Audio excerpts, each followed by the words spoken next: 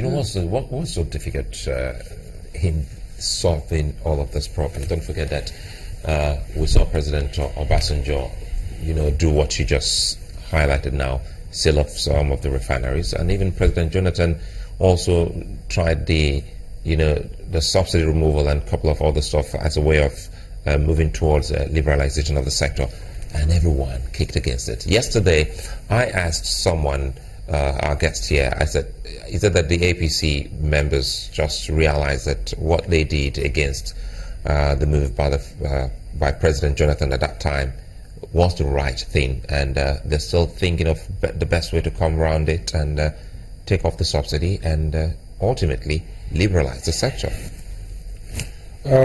What I think, in my own view, is that a lot of government previous government, even before this administration, what we've been seeing in Nigeria is that there are no institutions of government to, help any new government coming in to say, okay, this is what needs to be done in this area, in that area. So every government that comes in will do some trial and error, and at the end of the day, most of this government, they don't come in with, hands-on, booklet or agenda, so to speak. Sometimes they do come in with it, and when they come in, like the case of this government, when they come in with a very laudable agenda, they come in and they discover that what is on ground, that agenda cannot fit in to what is on ground as it is. Now, you talked about the refinery, they've tried it before, but I think for everything that we do, we need to understand that these things are being done better elsewhere. All we need to ask is, how? What are we not doing right? I'll give you an example of LMA Petrochemical. LMA Petrochemical was doing about 20-25% capacity when it was, being managed by government. The same year it was sold, I think they sold about 80% and government retained about 20 or so. The same year it was sold to the Indorama group or whatever, the foreign investors. That same year, that same LMA Petrochemical went into about 100% capacity, production capacity. Yes, the same year. And the funny thing? The same people working there previously were still the same people there. They are still the same people retained by the new owners. So what are we not talking about? It's not like the union gets a little bit agitated whenever there is change coming. Everybody gets, so the union will be like, but the truth is, you've been experienced, you've been working here, you've been handling this, plant for the past hour. People would need your experience. They can't just, except of course you are not good, then you will not be able to fall in line with the new dispensation. But the truth is, that same LMA Petrochemical, the federal government is making money from it today. Yes, because the federal government is benefiting, the River State government is benefiting, and the owners, because the MD of LMA Petrochemical will sign, if he needs to buy a machinery or an equipment, all he needs to do is to forward an email to his owners or his shareholders in India or wherever.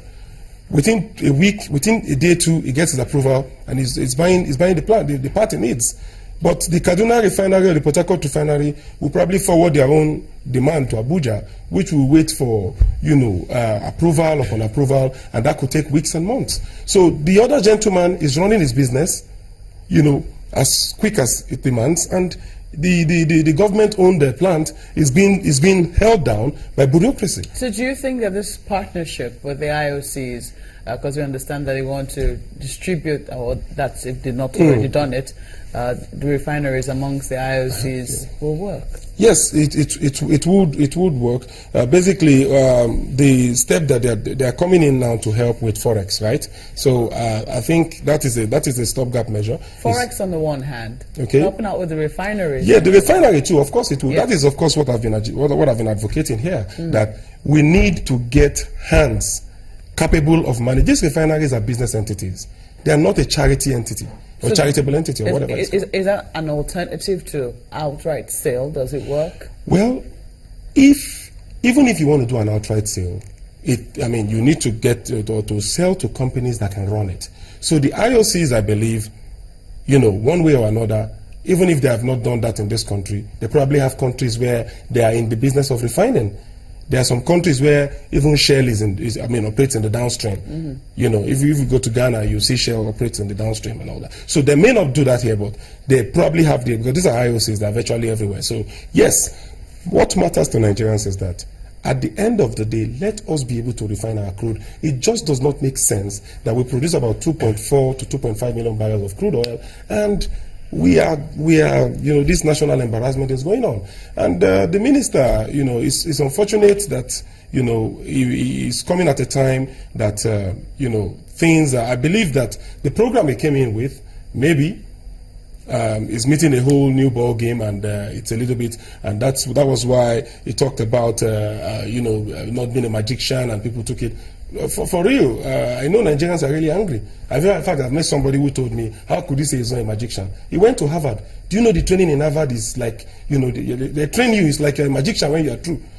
So they really, people expect a lot from the gentleman because of where he's coming from. Yes, the guy, and it took a lot to calm that gentleman down that day. He said, yeah, the guy should perform magic. So after all, Obama inherited an economy in disaster. And so what is it? So, but the truth is, I have not seen in recent time a minister apologizing to Nigerians when he goofed. This gentleman goofed. He appeared at the Senate. He apologized. So, for whatever it's worth, I think that tells us that we are heading there. So if he can apologize, at least it means that you understand that something is wrong. It could be in communication, it could be in technical strategy, but he understood or understands that something is wrong. So I think that's a key. The other perspective is that yes, all of this is going on, but then there are those who, as business, they report that fixation on fixing the price of petrol seems to be a challenge, because if there is no provision for fuel subsidy in 2016 budget without deregulating, and then they remove that importer's margin with PPRA, changing the template for import, I think 10 naira or so per litre. So once that happened without deregulating, then they said, look, okay, you go ahead and do the importation yourself. So with all of these short-term measures that you've indicated, at the end of the day, how long will it sustain us for? As long as the budget, no provision for subsidy remains. Fact is, the PPPRO has put out a statement which was signed by the Executive Secretary herself, Mrs. Iyoyo, and I have a copy of that statement here actually, and if what is contained in that statement is anything to go by, it simply means that there are some,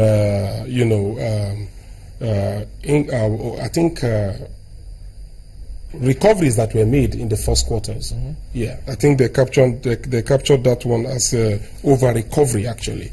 So that is what will be used to cushion the effect of the 5 naira and some fractions that is on the template of the PPPRO. That is actually what is causing the agitation of people thinking, okay, they want to reintroduce subsidy because this 5 naira thing, how are they going to, cushion it? So, but the truth is that during the first quarter, there was over recovery, and they've communicated that to Nigerians. The PPPRO has said that, and so that over recovery will be deployed, to cushion the effect of that 5 naira differential. So at the end of the day, because there is no appropriation for subsidy in the 2016 budget. So there is no appropriation for subsidy, and if there is no appropriation for subsidy, mm-hmm. it simply means that where are they going to get the money from? So now they are saying that this is, we know your fears, you saw our template, and you are agitated.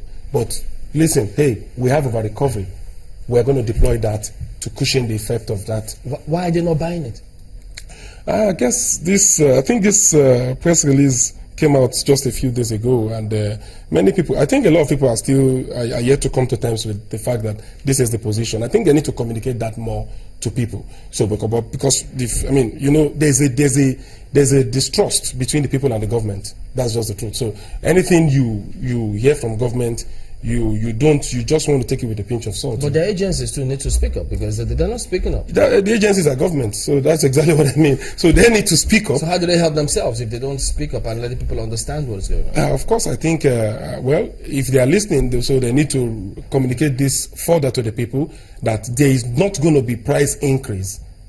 The government has no plan to increase the price of petrol. What then is it that they're saying about price modulation, which I think they're going to revisit soon? Yeah. I think it's even on now. That is what gave room for the over recovery in the first place.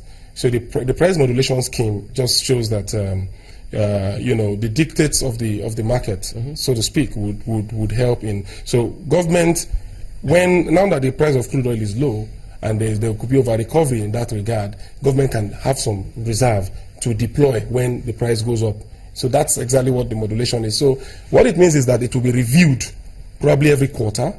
It could be upward. It's possible, yes. It could be downward. It could be downward. But we did read But some- because of the over-recovery, because of the, as we speak now, there probably should be an upward review now. But because of the over-recovery in the first quarter, there won't be an upward recovery. So the government has said it clearly, in clear terms, that they are not increasing. Subsidy is not appropriated for in the 2016 budget. So we can hold them to their words. That's the simple truth, because the release that was issued by the PPPROA was signed by the executive secretary herself. So at that level, if you sign a statement to Nigerians, and it turns out not to be true, then there'll be serious problems. So I think again we need to understand that there's a very wide margin in terms of trust between the people and the government. So when the government say this is what we want to do, people tend to feel we probably have had all these things before. You What see an happened? end in sight to all of this Yes. in the next 1 month? Well, no, not in the next 1 month. I don't hope this thing gets beyond the week.